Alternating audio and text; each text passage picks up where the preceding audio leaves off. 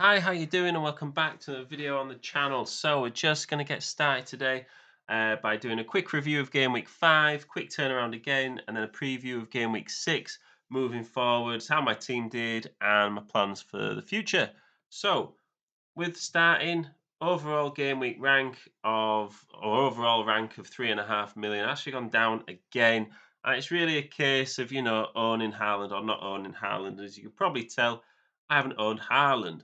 So it's not too bad. I did get 60 points. It's still two above the average, which, is okay considering. But a lot of people did captain Haaland. I captain Salah, who got a couple of good returns, and we'll talk about that now. So starting off with Dean Henderson in goal. He went to Man City away and didn't score negative points, so I will take that as a small victory.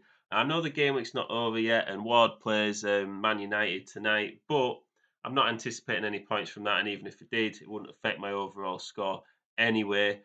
Just my rank would decrease, so I thought I'd get this video out now, and it looks just better than what it would do this time tomorrow. Moving into defence, so I did make a transfer, and the transfer was Robertson down to Joe Gomez, which looks like a bit of a sideways move, but it freed up funds to get in players elsewhere and still kept me in the Liverpool defence. And Joe Gomez was just for a 1 weeker. He's already left. I've already made this week's transfer, and we'll talk about that in the preview. But Cancelo finally got his goal. It was actually only his second goal ever in the Premier League, which kind of made me, when I heard about that, kind of made me think, oh, maybe I should transfer him out as well. If he's not going to get that many goals, he's more, assists if he gets attacking returns, and he's not really got too many of those so far. And Ben White, I am really enjoying the fact that Ben White is getting subbed off at like 65 minutes at the moment for Tomiyasu, because he, as a result, got the clean sheet and two bonus points from Arsenal defenders, whereas everyone else didn't. So I actually gained some points there. Um, which is always welcome. Moving into midfield, Saka got another assist. Still think he's doing all right, although his assist was for Martinelli's goal. So really, I got kind of outscored then by Martinelli owners. I still think that Saka's an okay player. Arsenal's fixtures look all right. A bit more challenging than they have been, but hopefully, Saka can start finding that form. I think he's got 3 assists in 5 games, which is pretty good, really. And I think he's getting a bit of a hard analysis at the moment. Bit tough for him, but yeah. So Salah, captain, 20 points. I think Haaland had probably got his hat trick before Liverpool even kicked off. And to be honest, I'm a bit concerned about Liverpool. Salah could have had a couple more assists. The assist he did get for the second goal was kind of just off the back of his head, back of his shoulders. Didn't really know much about it, but you take it, and he got a couple of bonus points as well to give me a score of 20. And I was so relieved, really, after I knew Haaland was scoring, and Liverpool didn't really score at all till late on, and Salah managed to get both assists there. Son, I think he was unlucky again. West Ham scored the own goal, but if you actually watch the goal, Son's there behind the defender, sliding in, ready to tap it in. So if the defender doesn't score that own goal, Son will score it instead.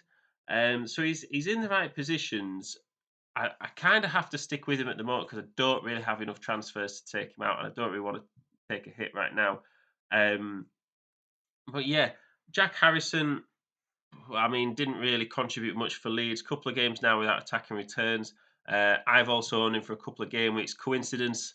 Probably not. It's probably my the factor that I've owned him that he stopped scoring points. And then up front, Jesus got his goal, and Ivan Tony got booked. I was really gutted on Tuesday night because I was umming and ahhing for ages because I've always talked about Mitrovic being a great FPL player this season, and he scored every game, and I didn't back myself, and I didn't put him in. And even for this transfer, I thought, well, Fulham's fixtures aren't great. And we did talk previously about Mitrovic being fixture proof, but I went for Ivan Toney instead just because his fixtures look so good.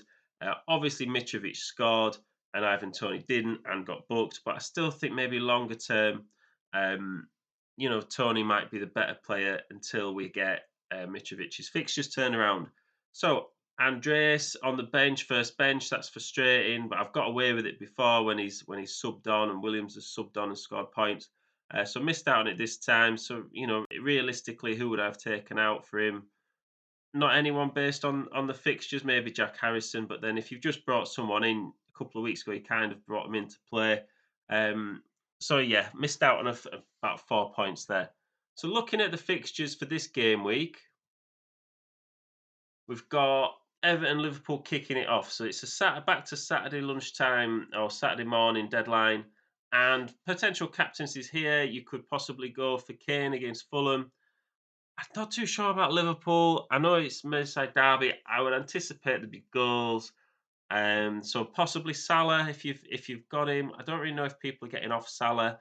I think you've just got to stick with it. I think if you're still getting a couple of assists now and then, and Liverpool aren't playing well, then when they do start playing well, it'll be it'd be a good opportunity for him to score points, climb up the ranks again.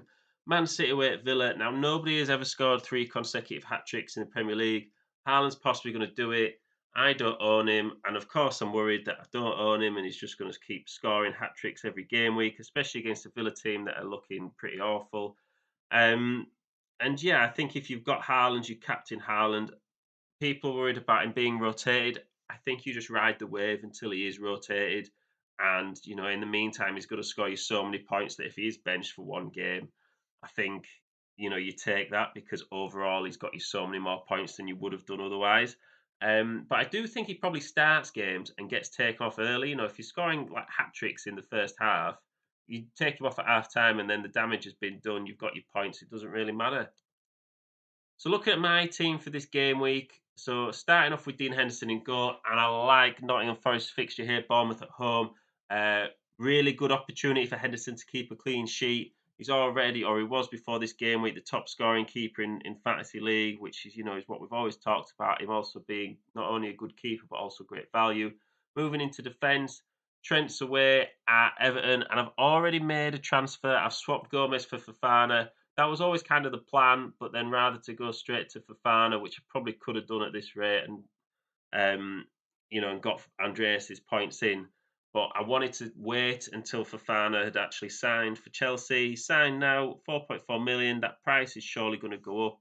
He's not going to cost 70, 75 million and sit on the bench. But he's going to be Chelsea's new starting centre back. And they've got West Ham at home, which looks like a reasonable fixture. I know Chelsea are a bit all over the place, but if they have Reece James back, it's going to start getting a bit more solid in defence with that settled personnel in the team.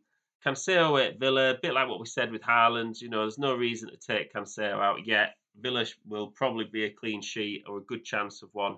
And you never know, Cancelo could get another attacking return in this weekend as well.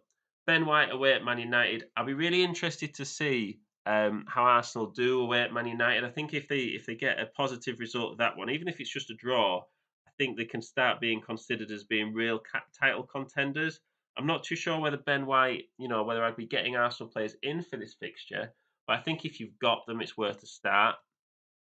Moving into midfield, and likewise with Saka, Man United away.